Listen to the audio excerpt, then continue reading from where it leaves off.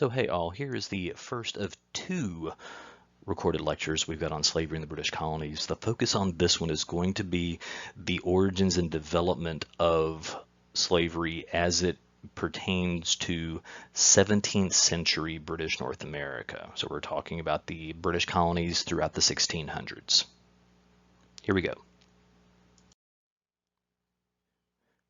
So first and foremost, when we're trying to set context for the growth of slavery in the British colonies, we need to think about what the purpose is for those colonies, and that means we need to talk about mercantilism one more time, because the Atlantic economy is really centered around triangular trade, where you have goods that are coming from the Americas that are designed to enrich the economy of the mother country, whether that is primarily the British for us, but also true for the French and the Dutch and the Spanish even.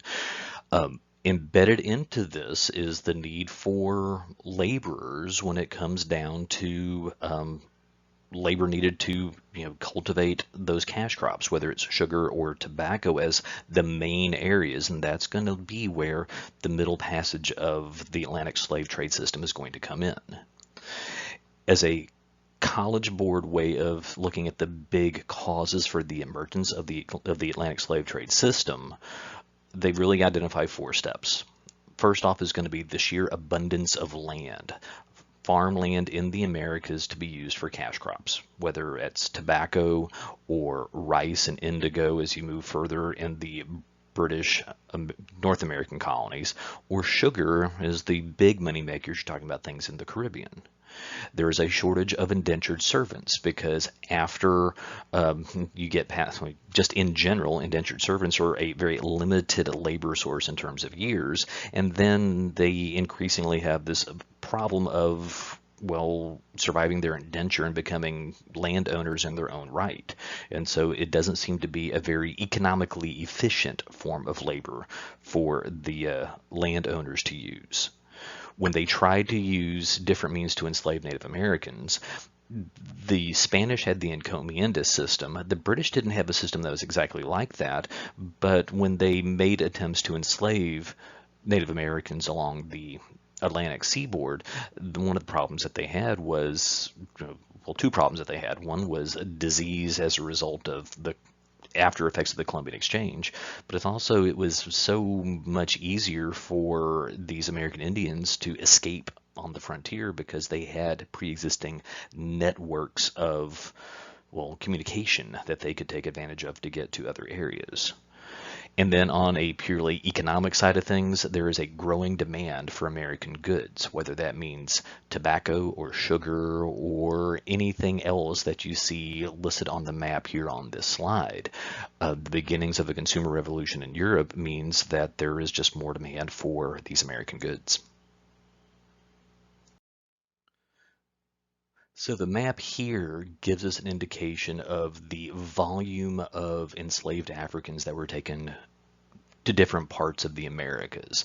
And you can see where the majority of just in the sheer magnitude of numbers, the majority is going to the Caribbean and Central and South America. Not, very many, at least during the colonial period, are coming into the 13 colonies, at least not compared to points further to the south. But keep in mind that this is something that we need to focus on, is going to be where we are in the future United States. So it is important to keep track of the fact that all British colonies participated at some level in the Atlantic slave trade. That means it's not just the southern colonies or the Chesapeake colonies. It includes the middle colonies and even the New England colonies. Because as we zoom in on this map, you can see that there are hundreds of thousands of enslaved Africans that are going to be brought into different points of the Atlantic British colonies. In New England, there's going to be enslaved laborers that are being used as farm labor. But as you already know, New England is not a big territory for cash crops. It's more of that city upon a hill kind of mentality, which means there's not the same sort of economic demand for that long-term labor source like you get further to the south. In port cities like Philadelphia, and more so in places like Boston and New York, those cities are going to hold significant proportions of enslaved people, for the most part working on trading docks, trading at the ports, and this is seen as a vital element to the growth of those economies. As you move further to the south and to the Chesapeake and the southern Atlantic coast, the emerging plantation systems, tobacco plantations, rice plantations, they are going to be such of a perceived need for a perpetual labor source that enslaved workers are going to be used increasingly so as you go from one generation to the next to the next. But as we've already talked about, the great majority of enslaved Africans are being sent into the West Indies, into the Caribbean, into South America even. And so this is a kind of a relative point of conversation for us, is to keep track of what this means as part of a larger video. Cut me off there. So we need to keep track of where this is as part of a larger slave trade system across the entire Atlantic, but then we also need to keep track of what the development is in the future United States, because the existence of slavery as an institution in the U.S. is going to be one of the defining elements for really the bulk of American history. That history started in 1619 with the arrival of the first enslaved Africans in Virginia, and over the course of a generation or so, there was some question, there is still some question as to the level of intent so far as enslaved Africans being used as perpetual chattel slavery, as opposed to a different type of indentured servitude.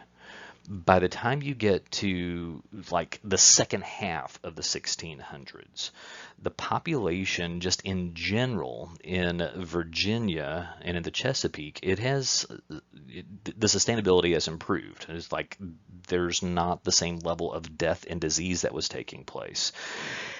So indentured servants were surviving their indenture and becoming landowners, which meant that there was a feeling that they needed to have a change of how to make use of their labor source. So a system of lifetime bondage or perpetual slavery or inherited slavery becomes more economically viable in the Chesapeake and in the South. And it is this type of mindset that is going to lead to the establishment of slavery in all colonies.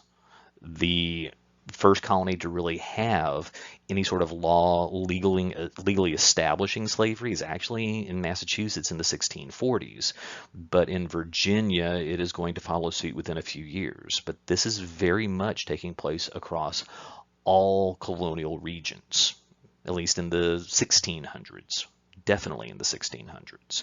They're going to use, by and large, what we can refer to as the Spanish West Indies model, which is going to use plantation agriculture as a economic commodity, and it is going to have a permanent enslaved underclass that are going to make use of slave codes that are going to become a model in the Deep South.